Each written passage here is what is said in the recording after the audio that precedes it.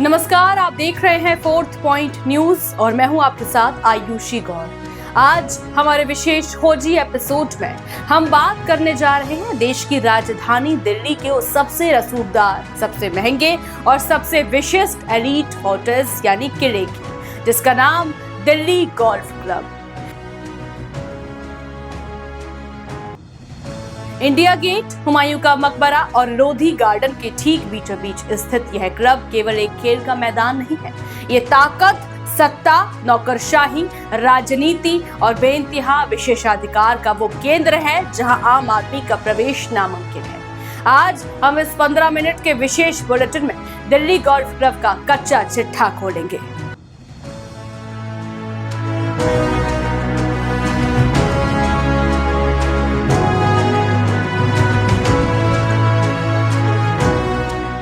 इसकी स्थापना से लेकर इसके प्रेसिडेंट, इसकी जमीन की असलियत, इसका नाममात्र का किराया और हाल ही में सुप्रीम कोर्ट द्वारा दिए गए उस ऐतिहासिक आदेश की पूरी इनसाइड स्टोरी जिसने इस समय इस क्लब की नींव हिला दी है। बने रहिए हमारे साथ। चलिए सबसे पहले चलते हैं इतिहास के पन्नों में। दिल्ली गोल्फ क्लब का इतिहास भारत की आजादी से भी पुराना है। इसकी शुरुआत ब्रिटिश काल के दौरान 1930 के दशक में हुई थी। इसे शुरुआत में लुटियंस दिल्ली के डिजाइन का एक हिस्सा माना गया था। 1920 और 30 के दशक में जब अंग्रेजों ने नई दिल्ली बसाई तो उन्हें अपने मनोरंजन के लिए एक आलीशान गोल्फ कोर्स की जरूरत महसूस हुई।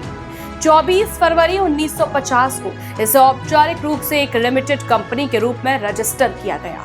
लेकिन इस गोल्फ क्लब की सबसे अनोखी बात यह है कि ये केवल एक गोल्फ कोर्स नहीं बल्कि एक जीता जागता इतिहास है। इस क्लब के परिसर के भीतर 9 से 10 ऐतिहासिक स्मारक मौजूद है जो तुगलक और लोधी राजवंश के काल यानी 14वीं और 15वीं शताब्दी के हैं।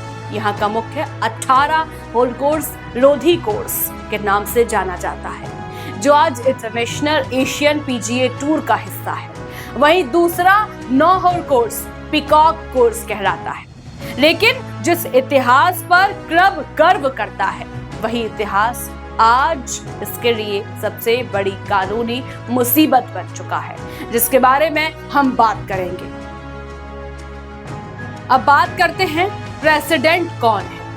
इस समय इस आलीशान और ताकतवर साम्राज्य की कमान किसके हाथ में है। दिल्ली गोल्फ क्लब में हर साल चुनाव होते हैं जिसमें दिल्ली के सबसे बड़े ब्यूरोक्रेट्स, पूर्व जज और बड़े बिजनेसमैन वोट डालते हैं। वर्तमान सत्र 2025-26 के लिए श्री राज खौसला दिल्ली गोल्फ क्लब के प्रेसिडेंट हैं। वह इस पद पर निर्विरोध चुने गए।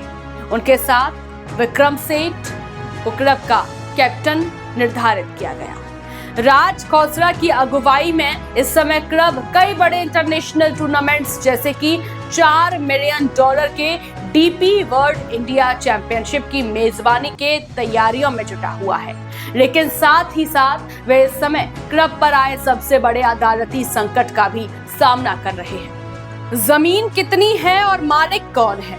हमारे दर्शकों का सबसे बड़ा सवाल होता है कि लुटियंस दिल्ली की अरबों खरबों रुपए की यह जमीन कितनी बड़ी है और इसका असली मालिक कौन है। फोर्थ पॉइंट न्यूज की खोजी रिपोर्ट के मुताबिक दिल्ली गोल्फ क्लब कुल 179 एकड़ की बेशकीमती और प्राइम पब्लिक लैंड पर फैला हुआ है।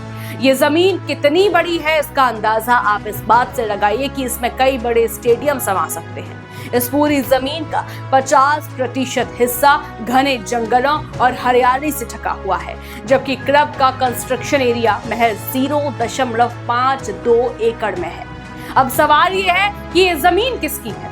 ये जमीन पूरी तरह से केंद्र सरकार की है। दिल्ली गोल्फ क्लब इस जमीन का मालिक नहीं है, बल्कि वह सरकार की जमीन पर एक किराएदार यानी लीज होल्डर है। लीज रेट का चौंकाने वाला सच। अब जो जानकारी हम आपको देने जा रहे हैं उसे सुनकर आप दंग रह जाएंगे। लुटियंस दिल्ली में जहां 1 गज जमीन की कीमत लाखों करोड़ों में है, वहां इस 179 एकड़ के आलीशान वीवीआईपी क्लब का सालाना किराया कितना होगा? करोड़ों अरबों? सरकारी रिकॉर्ड्स के मुताबिक दिल्ली गोल्फ क्लब सरकार को सालाना महज 5.82 लाख रुपए का लीज रेट देता है। ये बाजार मूल्य के मुकाबले ऊंट के मुंह में जीरे के बराबर भी नहीं है।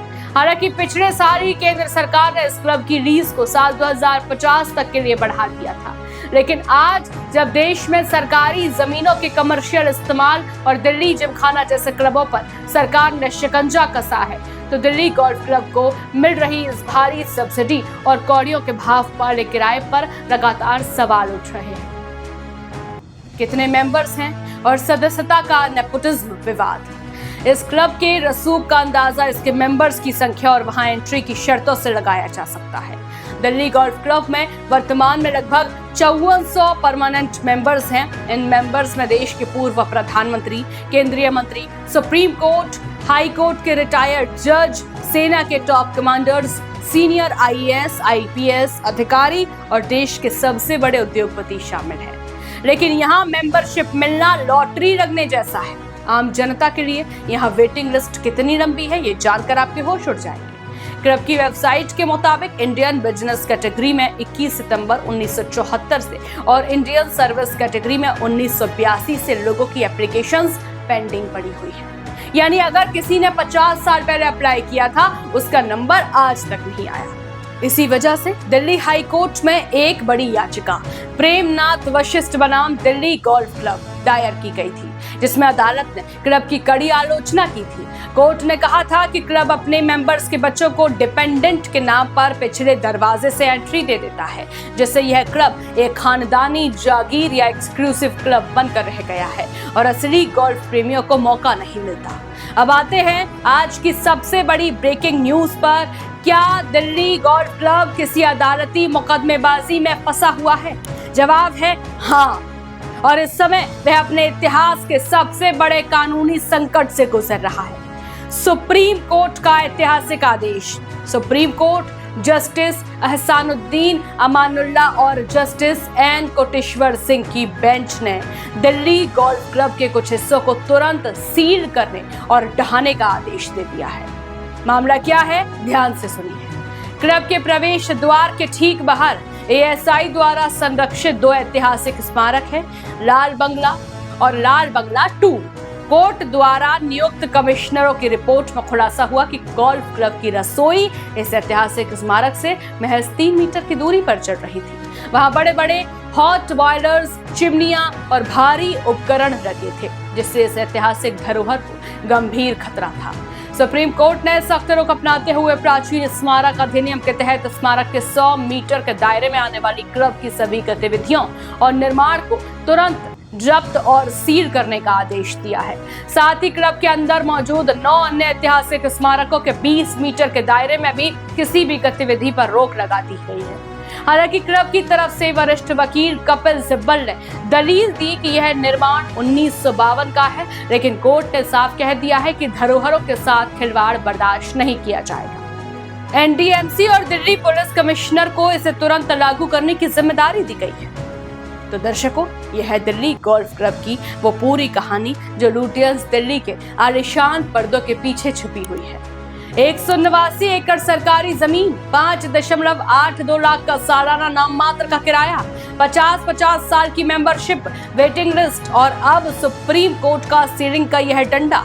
जिमखाना क्लब के बाद अब दिल्ली गोल्फ क्लब पर कसता जा रहा है कानूनी शिकंजा। ये साफ करता है कि कानून के आगे कोई भी VVIP या एलीट क्लास सुरक्षित नहीं है।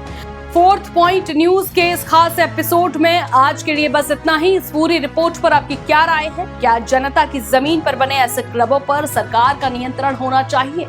हमें कमेंट बॉक्स में जरूर बताएं। वीडियो को लाइक और शेयर करें। चैनल को सब्सक्राइब करना बिल्कुल ना भूलें। नमस्कार, जय हिंद।